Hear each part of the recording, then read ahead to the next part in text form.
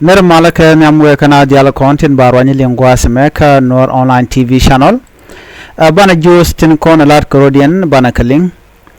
Kenyam bana racha ke kuyin kware te ga jom inshallah da wudu shalka me Michael makuey luɛth. Ana gore jen obeja nywa ya kel bana kula wakala hatin ko kena kona lat Carodian. Anda mandun ne chankwas nyak mala ya nong wayna gwasame. Ana biya kamal kan Nuer online TV. An walle shanka kel kapay badak ron kina dangro wiri jan dangro wiri diech bana josen kontin chalat gwasme bana kalin kel shiri mandara ngai kono la kon ala kon kaling jo balad gwasme ken yam gor jeno bana raj ka kwi Michael makuey luɛth take a workshop mishalat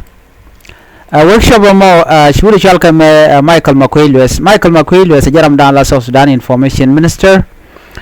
tega jom chalat cha committee dialan kontil la lat ke rois ni rejom eno dera gwano de roi ni ke de lat kene tila tuok jeni de riponi to go titel kach de kalat ke no jeni en robadan de riponi to go de kalat ke keje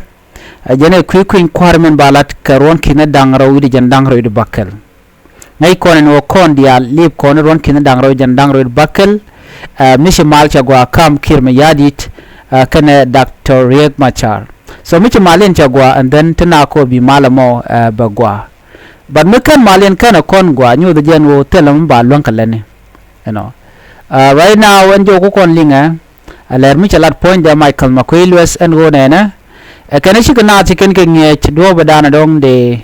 roani de kalat ke je la news ne kan nena ni jin rami mala lerla kalat no kabi mishato bujalat no jani jirama mo chajibul ko baji dong de tedo kaburun mi kume chajiyen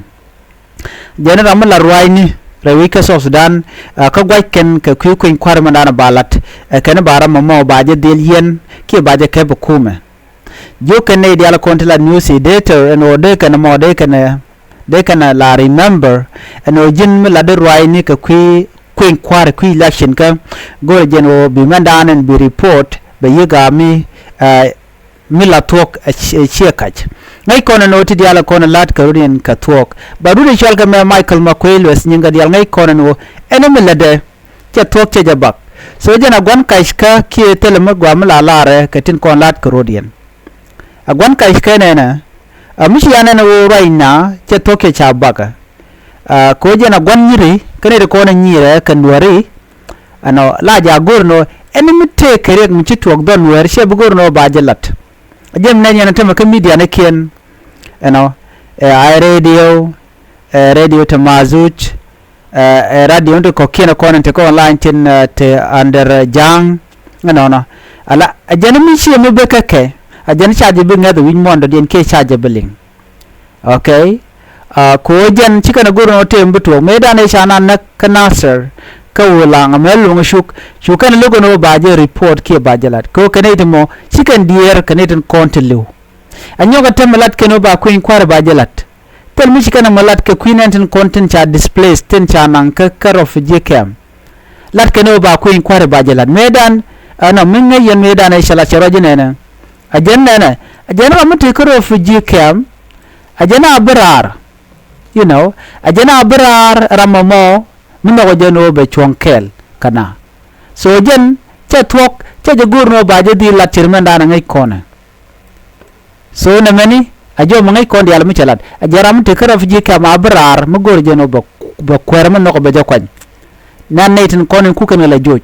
tirme ngai kona Michael makuey luɛth de ramadan en logo de maldere ben rewika South Sudan ko jin mite kana to kunyir ne to logo to gure jeno de kan chuch de ka liu so jin nyu jeno maladen bo bang bo shi magwa so jen ko ram go den wa de ka liu so nyu jeno jen shianda shi shiang magwa ku jemo nyu jeno chaje de lot ka tin ko na lade so jo me gor jeno de yenaling ka kuri ma chalka me Michael makuey luɛth ka tada na che report me jeno ngaje ka kuyin kware bika betwok enemi cha Dr. Machar chaja konluñ Dr. Machar mu kana konluñ bu mal be benede tel ma shale mal gwaye bana waka ler do dien dan de kon len gwasame ka kume SPLA IO kene kume SSPDF ala Sudan People Defense Force ka ko ren ci tok re wiki ko teoria ajen gorman o banyo ga yekel wude me je Ramadan en la spokesperson ka kume SPLA IO Colonel Lampol chela re wonene ajene cha barak ne dangro barak ne ka dul ka goten content kume ala goten kontin te dein te tin mala dein ya shingten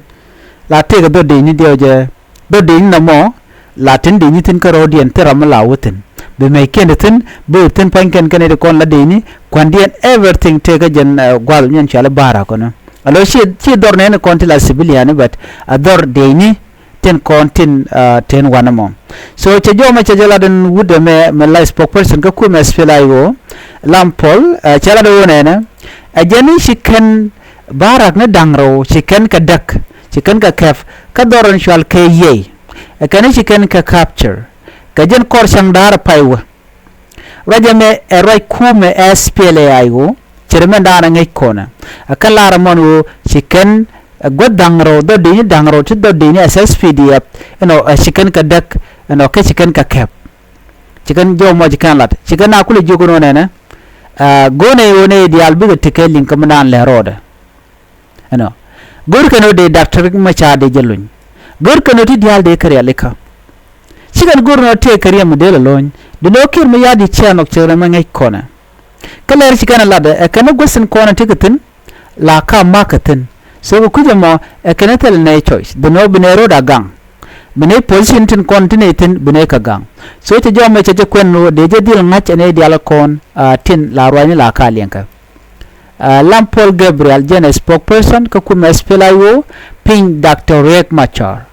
so jo chalat gwasame ni je gwano nogo jeno de ne de wider te kamal alo de kuma kim yadi kene kuma Dr. Riek Machar de ka letkel badno charge nok kuma kirma yadi dumukir yadi no jeno de maldere bendera Dr. Machar dere jelun so kuje mo de maldere chudi tena mena gwati ajor ko chenok ajen mnen yana tama to kore tekaten so jowling yana magwasa me cha barang na dangro ka kume SSPDF cha ka kef ka jen kor sang dara me an wala shanga kel ka pay badak ron kin dangro widi jen dangro widi dich ci kume SPLA IO ci kan warga ci kan munno kayye kanti chicken do dangaro chicken kep dor chicken kep ador michal ke payawa kana udukori kamura dien la kan yi dangaro kan do dangaro ti ka barang nyin kuma SSPDF chicken kep re wika mogwo payam na mo to kaye kanti jan jodanan gode nyaye kel ka do badanan chicken lat keje chicken dor me men to kume dung SSPDF tin kani chikana kef so jenda na gore de nywaka yekel kata dan en chikana lat keje en bana nyaw jegal rodien chuje paru jenu jin bi Nuer online TV channel bi ashun kel keje ko bi nywaka ne ko kien en bana nyaw jegal rodien biata kamal bye bye